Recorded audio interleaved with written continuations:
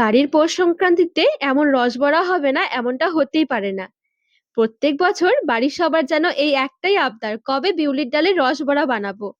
খেতে এত ভালো লাগে, একদম নরম তুলতুলে রসালো, যেন মিষ্টির দোকানের মিষ্টিও ফেল হয়ে যাবে। যত খাই তত খেতে ইচ্ছে হয়। নমস্কার বন্ধুরা, নতুন একটা পর্ব দেখার জন্য আপনাদের সকলকে স্বাগত জানাই।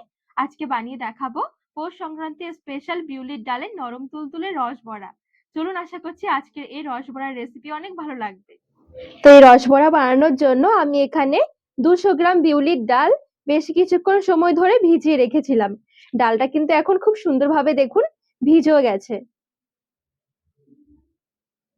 চাইলে এই বিউলির ডাল বা এই কলাইয়ের ডালটাকে সারা রাতের জন্য ভিজিয়েও রাখতে পারেন। যদি হাতে একদমই সময় না থাকে, সেক্ষেত্রে কিন্তু একটু গরম জল দিয়ে 1 ঘন্টার জন্য ভিজিয়ে রাখবেন, তাতেও দেখবেন খুব সুন্দর একদম ভিজে যাবে। এবারে এই ডালটাকে মিক্সির মধ্যে আমি নিয়ে একদম মিহি করে বেটে নেব।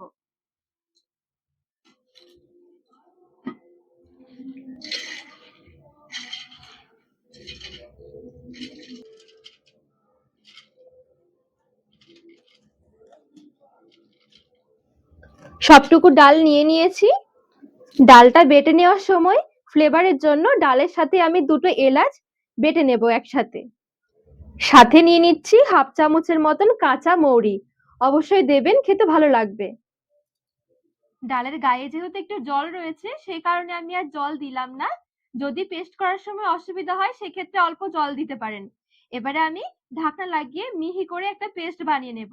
তবে এই পেস্টটা কিন্তু খুব বেশি একটা পাতলা করা যাবে না, একটু ঘন করে বানাতে হবে। তো এই দেখুন, এখানে আমি মিক্সিতে খুব সুন্দরভাবে একদম মিহি করে পেস্ট বানিয়ে নিয়েছি। আর এই পেস্টটা করার সময় আমার অল্প একটু জল লেগেছিল। আবার কিন্তু অনেক বেশি জল দিয়ে পাতলা করে এটা পেস্ট করা যাবে না, এতে করে কিন্তু বড়াগুলো তেলে ছাড়তে অসুবিধা হবে। ঠিক এইভাবে করে একটু ঘন করে পেস্ট করতে হবে। এবার একটা বাটির মধ্যে নিয়ে নিচ্ছি।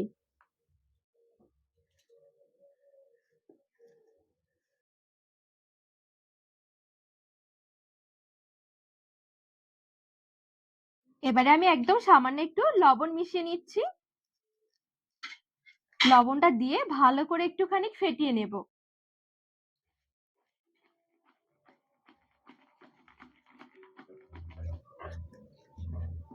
ডালটা 3 থেকে 4 মিনিটের মতন সময় নিয়ে ফেটিয়ে নিয়েছি। দেখবেন এটা ফেটাতে ফেটাতে অনেকটা হালকা হয়ে যাবে আর একদম ধবধবে সাদা ক্রিমের মতন হয়ে যাবে। এ দেখুন, ব্যাটার ফেটানো হয়ে গেলে একটু চেক করে নিতে হবে। অল্প একটু ব্যাটার দেখুন নিয়ে নিচ্ছি। এবারে জলের মধ্যে ছেড়ে দিচ্ছি। আর দেখুন, জলের নিচে কিন্তু এটা ডুবে যায়নি, খুব সুন্দর একদম ওপরে ভেসে রয়েছে। তার মানে বুঝতে হবে যে ব্যাটার একদম পারফেক্ট ভাবে ফেটানো হয়েছে। আর এখানে দেখুন, কোনো রকম কিন্তু জলে জলেও মিশে যাচ্ছে না। এবারে একটু ঢাকা দিয়ে সাইডে সরিয়ে রাখবো, ততক্ষণে রস ভরার জন্য রসটা তৈরি করে নেব। গ্যাস ধরিয়ে এবার একটা কড়াই বসিয়ে দিয়েছি। কড়াই নিয়ে নিচ্ছি 1.5 কাপ চিনি, মোটামুটি 300 থেকে 350 গ্রামের মতন। 1.5 কাপ চিনির জন্য 1.5 কাপে নিয়ে নিচ্ছি জল। জলটা হবে সমপরিমাণ।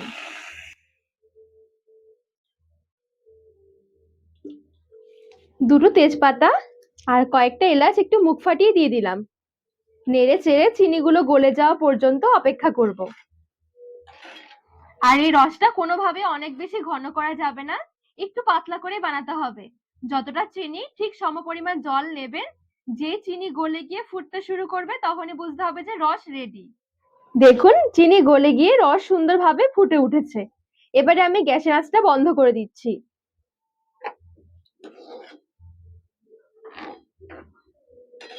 নামিয়ে এক সাইডে রেখে দেব। এবারে চলুন বড়াগুলো ভেজে নেব। তো এদিকে যে আমি ব্যাটার তৈরি করে রেখেছিলাম, ব্যাটারটা আরেকটুখানি ফেটিয়ে নিচ্ছি। আর এদিকে ভেজে নেওয়ার জন্য কড়াইয়ে সাদা তেল গরম করতে বসিয়ে রেখেছি।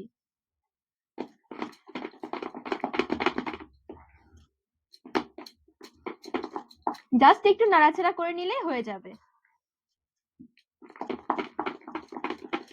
এবারে এদিকে আমি একটা পরিষ্কার কাপড় নিয়ে নিয়েছি। এই কাপড়ের ঠিক মাঝখানটা এভাবে করে ধরে একটুখানি কেটে নেব। একদম ছোট করে কেটে নেব। বড়াগুলো ছোট করে বানাতে চাইলে একটু ছোট করে কাটতে হবে, আর যদি বড়াগুলো একটু বড় করে বানাতে চান সেক্ষেত্রে আরেকটু বড় করে কেটে নিতে হবে। এই দেখুন,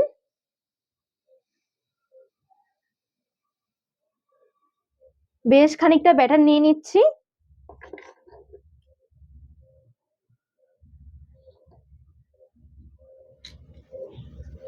এই দেখুন, এইভাবে করে আমি নিয়ে নিয়েছি।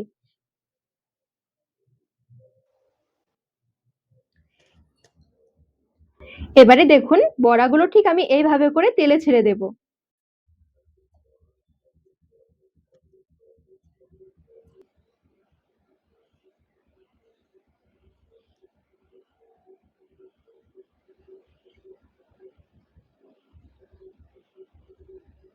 বেশ কয়েকটা বড়া আমি তেলে ছেড়ে দিয়েছি।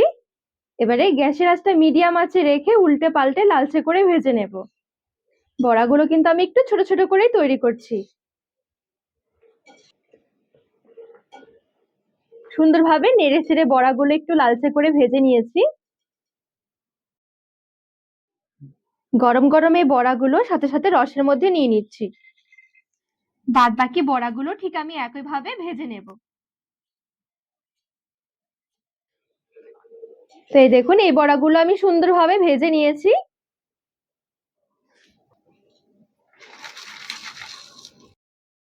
তো এখানে আমি সবগুলো বড়া খুব সুন্দরভাবে এরকম লালচে করে ভেজে নিয়েছি।